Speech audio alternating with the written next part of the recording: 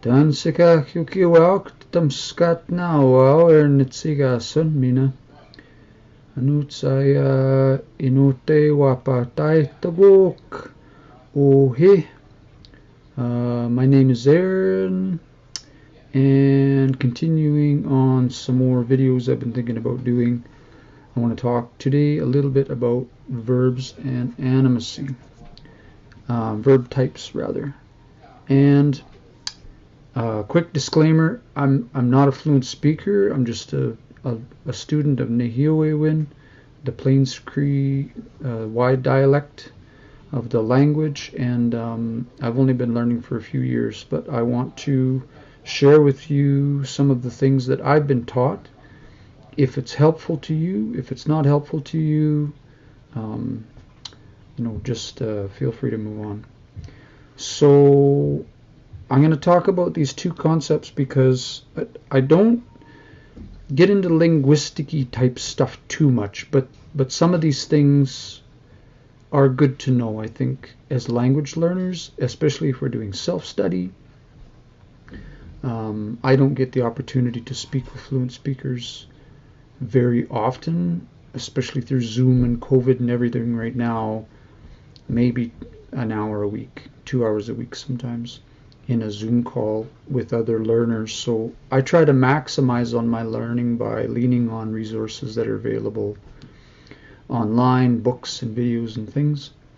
And so one of the things that I think is important to know as a learner is the concept of animacy as it pertains to nêhiyawêwin, any dialect of Cree or lots of indigenous languages are not noun-based languages like English. They're verb-based languages, meaning that the words are based on the action.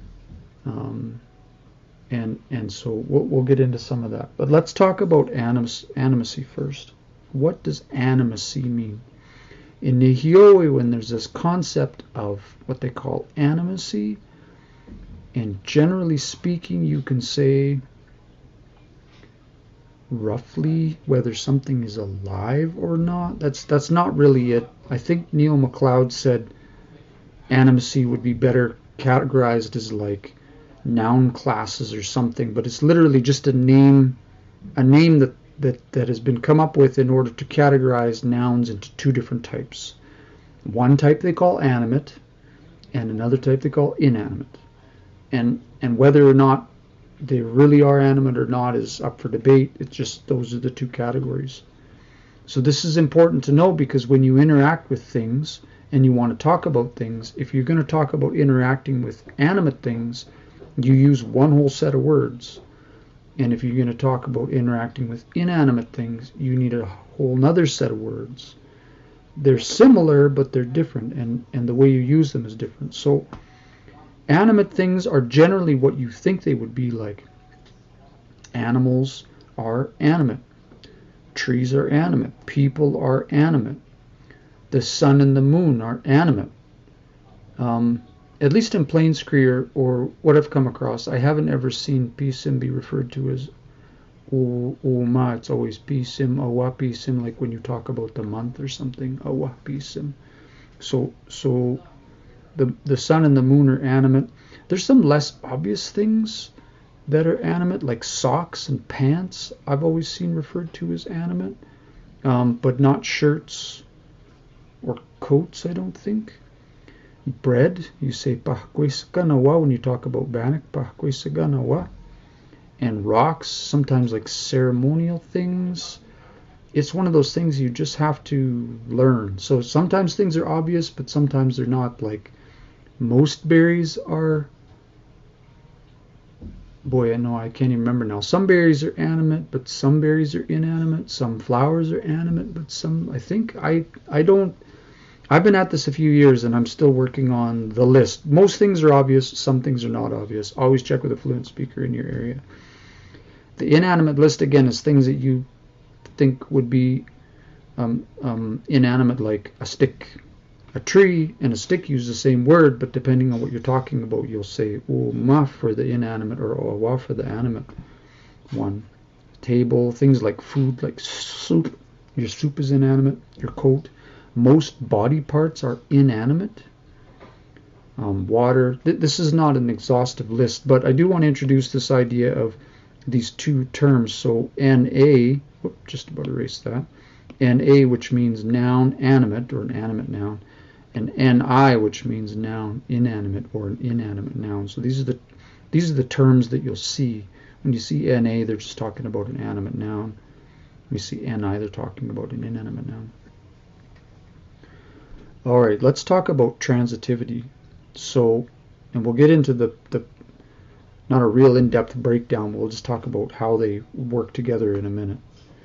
So, transitivity is a fancy linguistic term that just means like the transfer of an action or in the involvement of another thing. Because nêhiyawêwin is a verb-based language, then all of the words that you need to say something are verbs, and how you interact with those things or what you're doing are verbs, and different verbs fall into different categories, which we'll get into a second.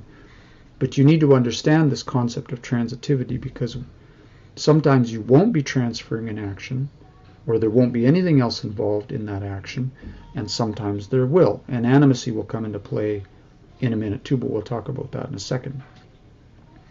So examples of no transfer of action, no transitivity, are like I see, just like I see in general. I hear, I eat, I talk, I work. In those cases, there's nothing else involved. I look, I play. Those are all intransitive verbs. They don't involve anything else. They're not transferring an action on anything else. Transitive verbs, on the other hand, will always involve something or someone, and there will be some interaction or transfer of action. So, I see something. I see something. I'm sort of the actor or whatever, and that something is like the object, the goal. I hear someone. I eat something. I talk to someone. I work on something. So these are all transitive actions, and so we're going to use different words to talk about those in the language. So let's break it down, because the action and the animacy are going to intersect. And I left this page blank intentionally because I'm going to draw this out. Let me see if I can move this a little bit. Move that over. Okay, so there's a crisscross here, because there's intransitive, meaning no transfer of action, no other involvement, and then there's transitive.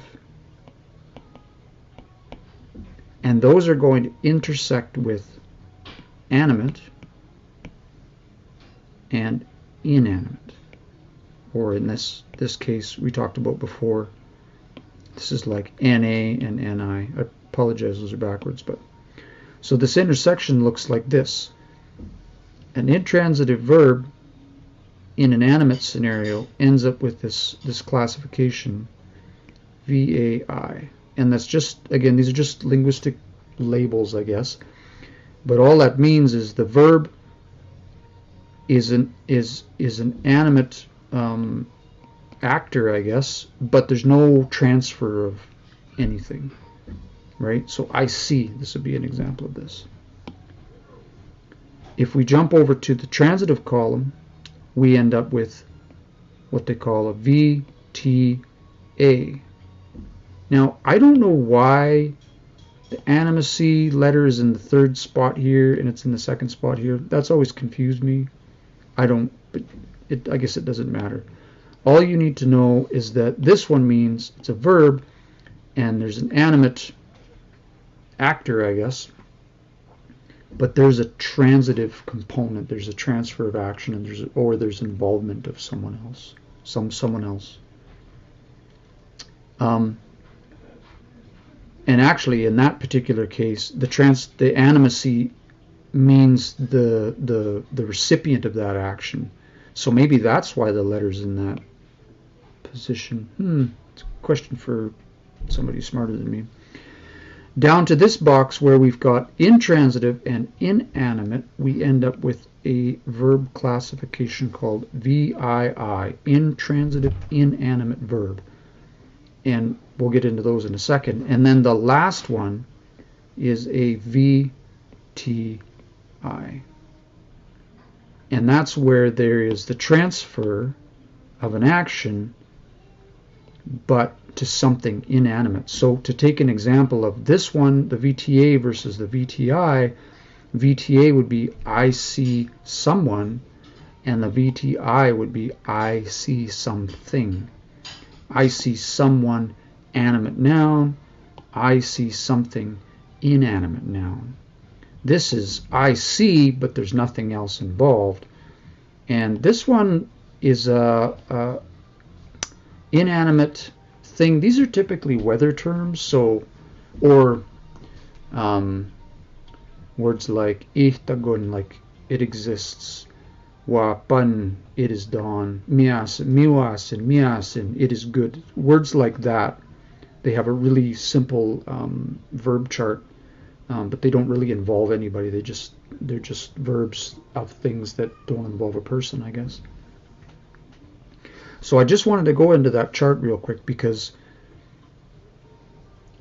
these labels seem like they're really confusing, and these concepts are a little bit confusing, especially if without any exposure. Like if you have an English brain like mine, then not having any exposure to these concepts, or getting into an indigenous language like nêhiyawêwin, these concepts are foreign, and it takes a while to wrap your head around, I guess. So let's take a minute and just come up with an example of these 4 different verb types. We've talked about some of them, but we'll just write some of them down. Oh, we'll come back to that in a minute. So I'm just going to write down, we'll start with this one. Let's see, let's go VAI, a couple examples of those. VTA, a couple examples of those. VII, a couple examples, and then VTI. And the reason I want to do this is because it's important to know that, like, lots of times we'll run into a word, and we'll hear a word, or we'll read a word, or something like that. And when you have a phrase in English like I see her, the word see never really changes, or there's really only a handful of conjugations for see. So like in all of these scenarios, like in the VAI, to use that English example, I would just say like I see. And in the VTI, I would say I see it. And in the VTA, I would say I see, I don't know, someone, them. This one doesn't really have an example. It was seen, maybe. I don't know. That's not really a common way to say something. But in this particular example, all of these verbs, see, the verb see is the same. It doesn't conjugate any differently. The time when it does conjugate differently is like when we're talking about somebody else. You know, we say, you know, she sees, she sees them, and then she sees something. You know, in this case, there's a different conjugation of that word sees, and I think there's probably 4 ways to generally there are 4 ways to conjugate meaning inflecting the verb depending on the context, depending on the whatever, depending on the situation, the scenario. And the 4 ways you would conjugate that are see, sees, seeing, I guess, seeing, and then saw. And so depending on the situation, you would use one of these, but that's it. I don't think there's I don't think there's any other way you'd use see. Maybe I just can't think of it, but I see, you see, they see, she sees, he sees.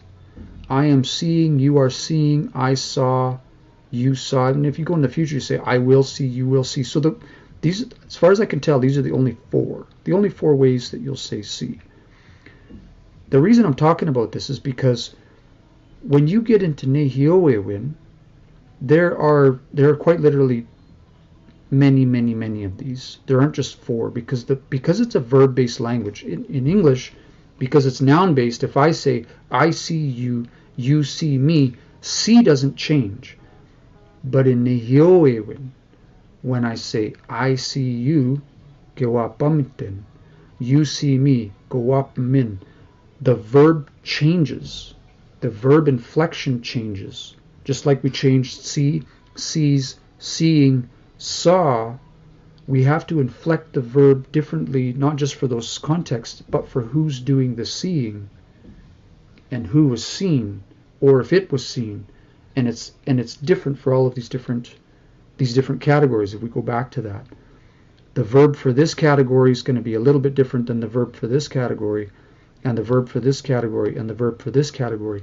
The verbs are similar, but they change a little bit, and the way we inflect them changes. And you need to know that.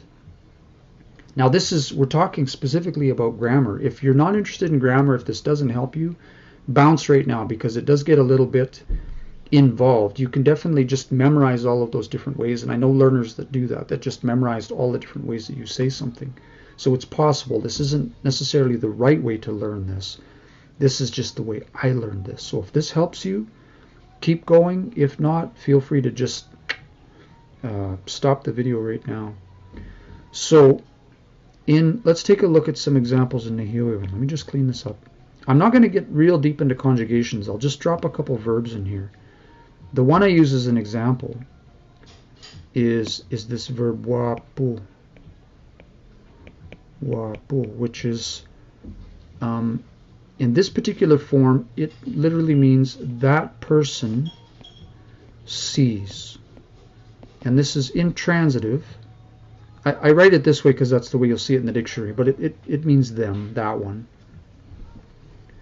That one sees.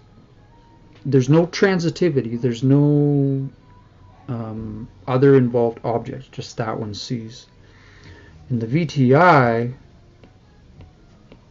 niwâpahtên, and this one means that person sees something. This is the way you'll see it written in the dictionary. That person sees it, something inanimate. That person sees something. The VTA, we have niwâpamâw, which means that person sees someone. And being a verb, and then there's VII, and this one there's nobody involved, but I guess maybe the closest verb that kind of fits here is maybe like niwâpân, maybe, which is kind of like it's dawn, or maybe daybreak, maybe something like that. Niwâpân, like the dawn is coming, I guess. Something like that. So, and depending on how you want to use these, again, in the case of I see or you see, if we want to change this from me to you, we need to change this word. The word largely stays the same, but it's going to inflect. It's going to change. And I'll just give you a quick example of that. If I want to say I see, I'm going to say niwâpamâw. So the bulk of the word has stayed the same. This part here has stayed the same, but it's been inflected so that it means me. And if I want to say you see, niwâpamâw,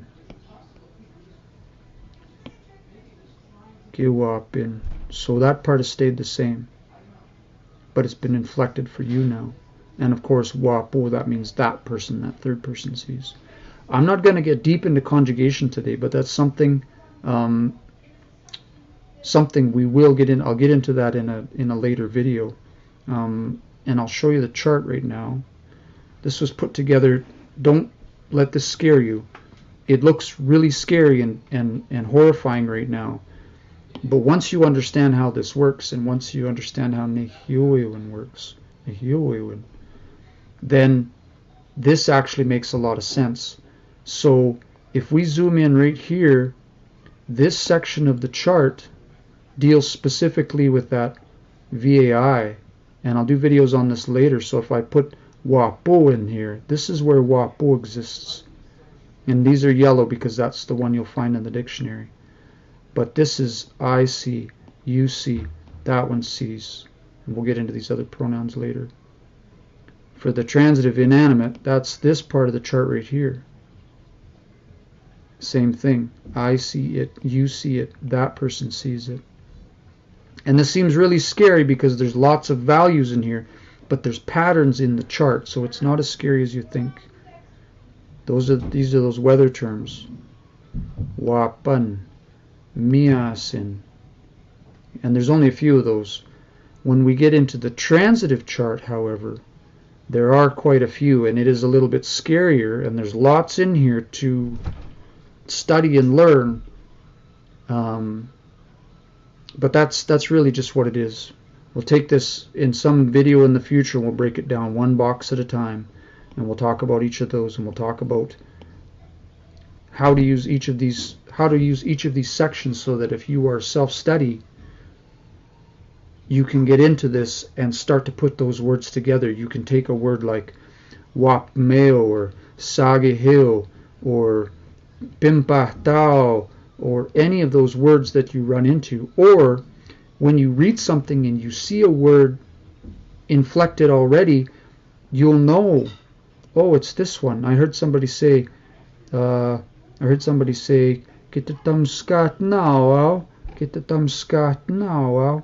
Where does that exist? Oh, that exists right here on this chart. What does that mean? Oh, it means I greet you all. That's what that means. It means me to all of you. So again, just to back up a bit, there are 4 different types of verbs in nêhiyawêwin, and same as your th and your n and your other dialects. I'm pretty sure Anishinaabe is the same, though I haven't studied it.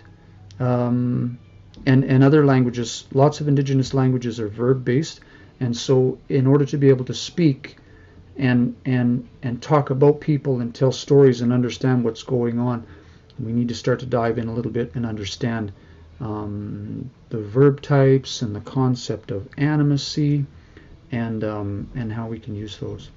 That's all I want to get into today. Is basic introduction into animacy and verb types. Asaimina kitnamskatnawâw, and I'll see you on the next one.